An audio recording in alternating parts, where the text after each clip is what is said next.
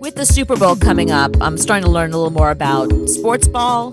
But, me, I like the social aspect of it. I don't really care about the stats and the teams or who wins. I don't care about that. Here is the story that I heard about Tom Brady this week that I cannot stop talking to people about.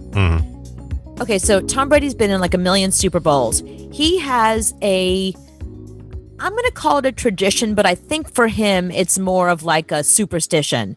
He asks his gorgeous 40-year-old supermodel wife, Gisele Bündchen, and their 2 young children. He asks them to leave the house for 12 days before the Super Bowl.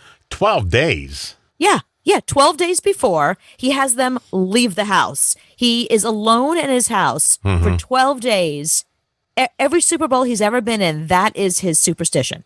That is the best reason I've ever heard to win football games, to make it into the Super Bowl, because you get 12. That's all you're thinking about is 12 days off. 12 days without your kids, without your wife, without any of that stuff in your face. Oh, that is awesome. Once a year, 12 days of complete nobody around. Just silence. Yeah, and all you have to do is get hit a couple of times by some 300-pound guys.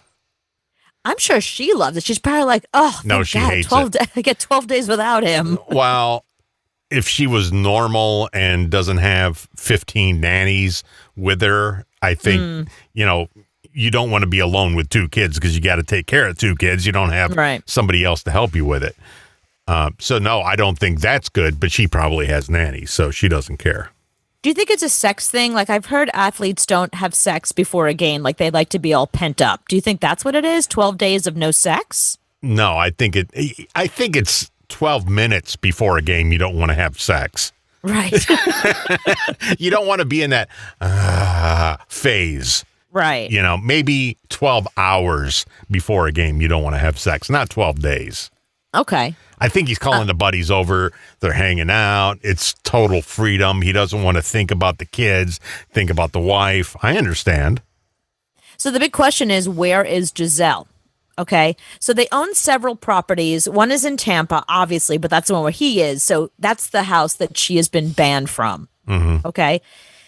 They also own a pricey mansion in Miami that they just bought.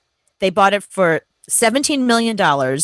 And they're knocking it down and rebuilding it. It's a 5-bedroom, 5,200 square foot house, and they don't like it. They don't like it.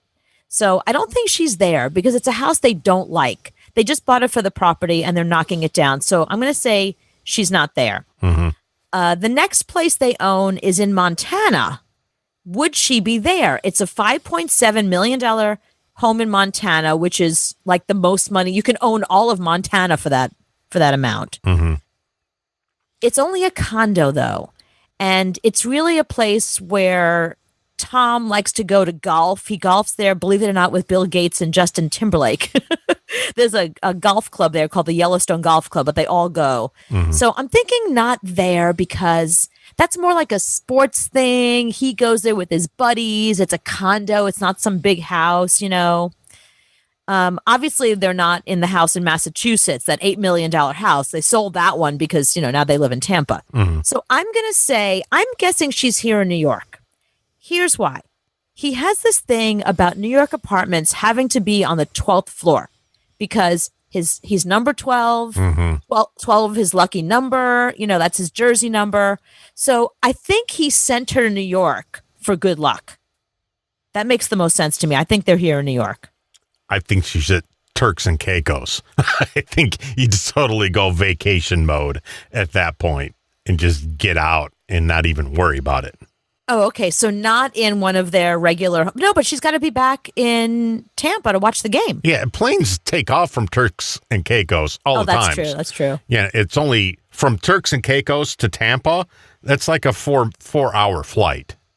It's funny you would say Turks and Caicos, and it's funny you'd mention that because I have a friend who decided to spoil himself and fly private. And I was like, are you crazy? Flying private's like $30,000. He's like, it's not. he was able to get, 'cause remember, nobody was flying for a while because of COVID.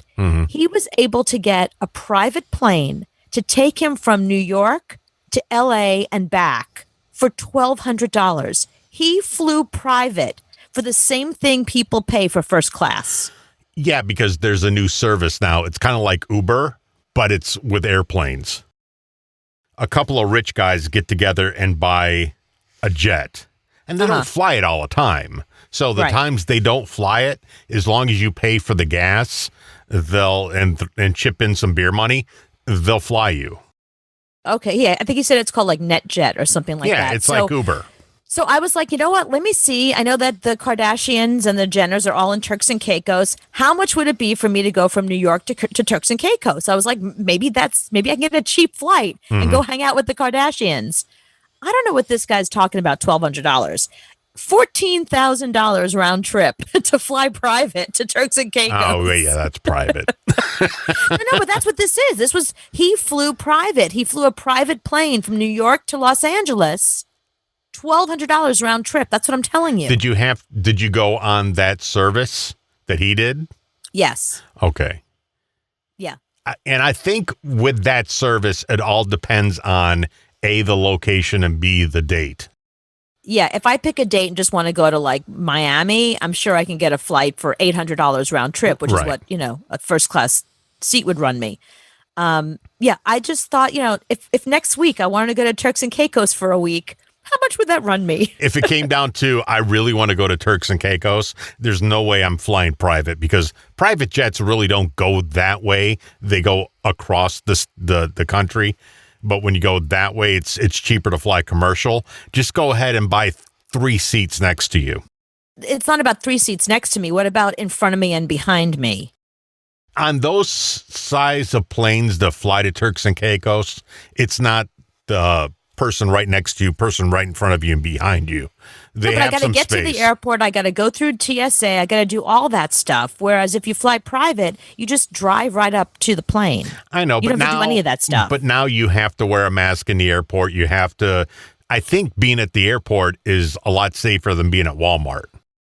That's probably true, but I still don't want to do it. I would, if I had the money, if I was a Kardashian, of course I'd fly private to Turks and Caicos. I mean, it sounds a lot to spend $14,000 round trip. Like, that's ridiculous. But I guess if you have Kardashian money, that's pocket change. Right. But if you have Cooper and Anthony money. Oh, no, I can't. I wouldn't be able to. I'd have to sell my house. It's like, you sold your house. Why? No, I want to go to Turks and Caicos for a week during COVID. I had to get away. I know where to live, but I had a great time. Yeah, I just don't want to come back. Is it time to go? Oh, damn it, we have to go back.